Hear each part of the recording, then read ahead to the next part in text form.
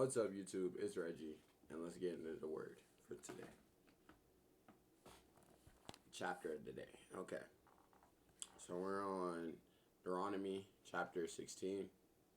Let's get it right. Okay, it says, Observe the month of Abib, and keep the Passover unto the Lord thy God. For in the month of Abib, the Lord thy God brought thee forth out of Egypt by night.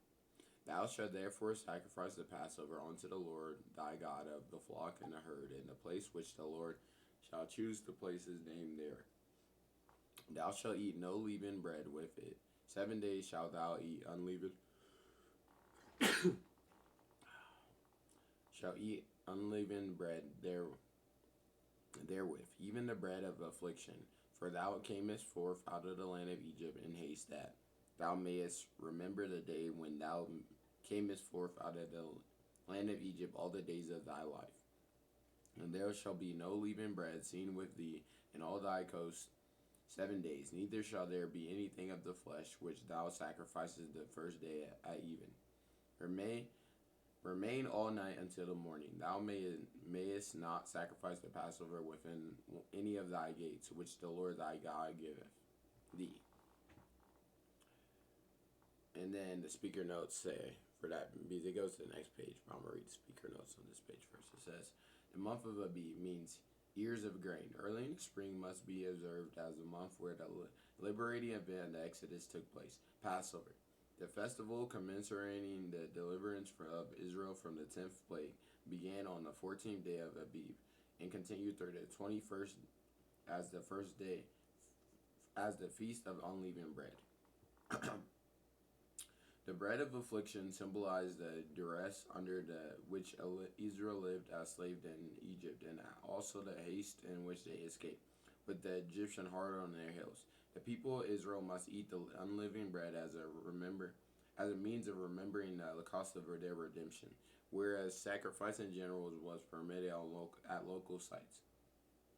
3 times a year, the community at least 20 years and older had to assemble at the place which the Lord, and then it goes to the next page.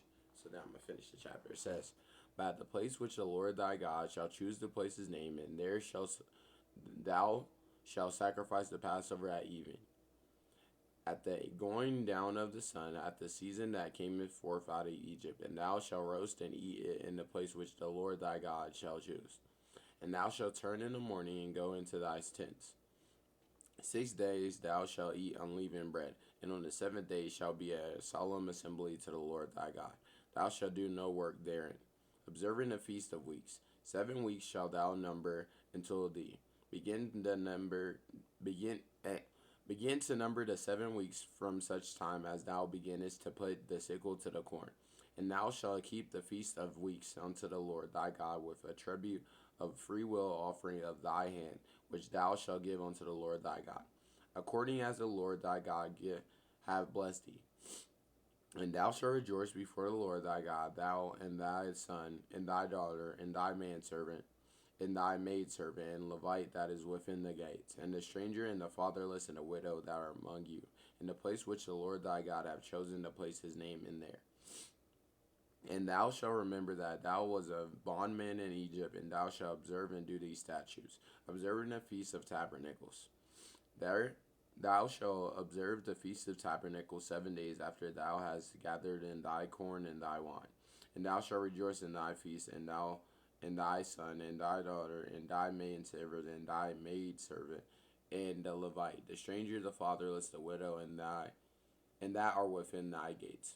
7 days shalt thou keep a solemn feast unto the Lord thy God in the place which the Lord shall choose, because the Lord thy God shall bless in thee all thine increase and all the works of thy hands. Therefore thou shalt surely rejoice. 3 times in a year shall all thy males appear before the Lord thy God in the place which he shall choose, in the feast of unleavened bread, and the feast of weeks, and in the feast of tabernacles, and they shall not appear before the Lord empty. Every man shall give as he is able to, according to the blessing of the Lord thy God, which he hath given thee. Appointment of judges and officers. Judges and officers shalt thou make thee in all thy gates, which the Lord thy God giveth thee. Throughout thy tribes they shall judge the people with just judgment. Thou shalt not wrest judgment. Thou shalt not respect persons, and neither take a gift, for a gift doth blind the eyes of the wise, and pervert the words of the righteous. That which is all those shall thou follow, and thou mayest live, and inherit the land which the Lord thy God giveth thee. Thou shalt not plant thee a grove of any trees near the altar of the Lord thy God, which thou shalt make thee. Neither shalt thou set up any image which the Lord thy God hateth. And then the speaker notes continue. Choose to place his name in the central sanctuary. To roast and eat the Passover sacrifice not only brought the nation together, but it also depicted the Lord as a table host.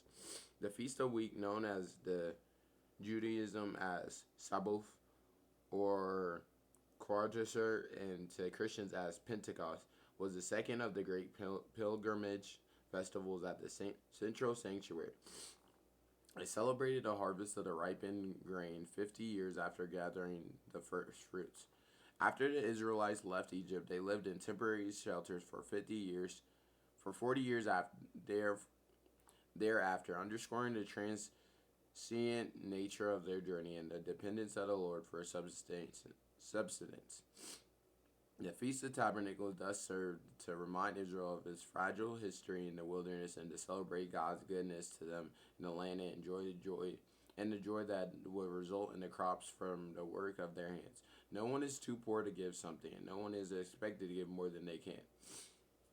Just judgment is the application of the law so that as to conform to the set standard determined either by fiat or precedent.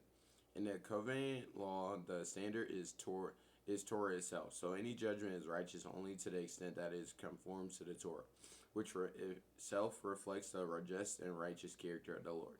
The groove and images were cult images, objects representing the chief goddess and god Baal, respectively.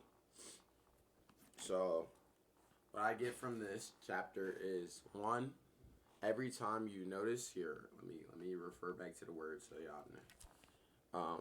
Where it says, where is it? A big thing that's emphasized here is, thou shalt not plant thee a grove of any trees near the altar of the Lord thy God, which thou shalt make. Neither shalt thou set up any image which the God thy God hateth. And that's chapter 21 and 22 of Deuteronomy, chapter 16. And I think that's important to remember because that's talking about idolatry, not conforming to false gods and like worshiping other people. And I seen a video that was actually talking about how you can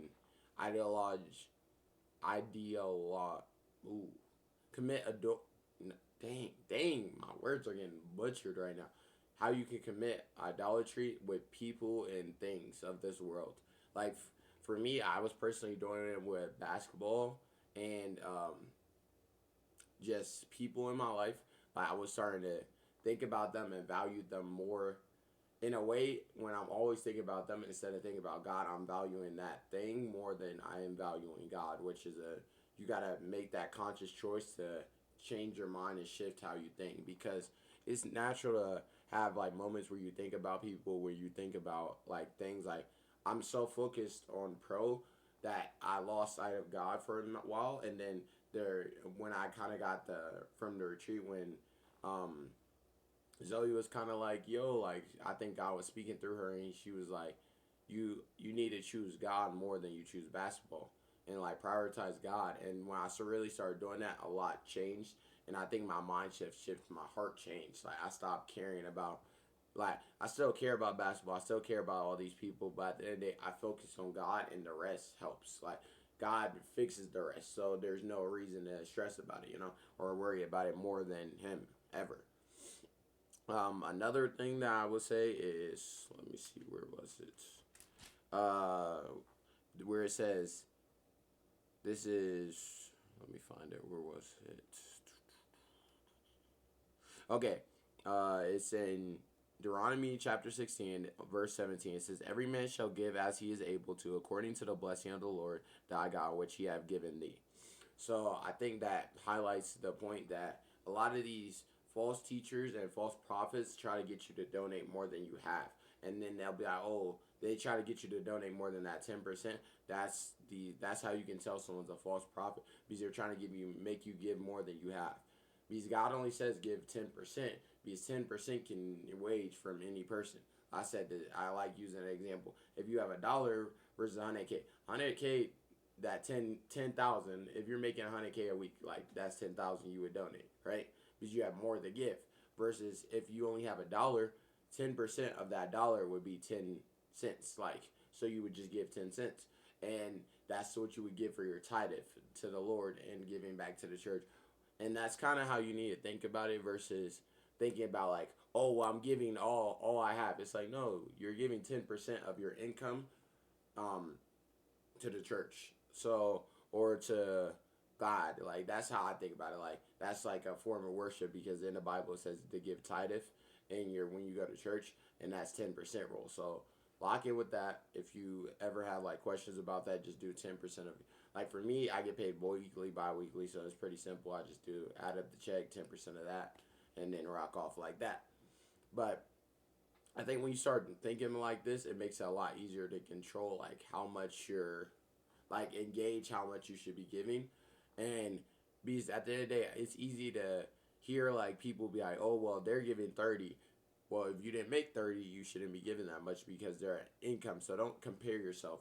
Just go based off that 10% rule for whatever. And that's how another thing that I think.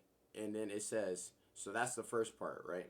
Which is Deuteronomy chapter 17, which says, every man shall give as he is able to, according to the blessing of the Lord thy God, which he have given thee. Remember that, okay? So that's the first part. And then it says, where is it? In chapter 19 of Deuteronomy chapter 16, it says, thou shalt not wrest judgment. Thou shalt not respect persons, neither take a gift, for a gift do blind the eyes of the wise and pervert the words of the righteous. So that's basically taking like bribes.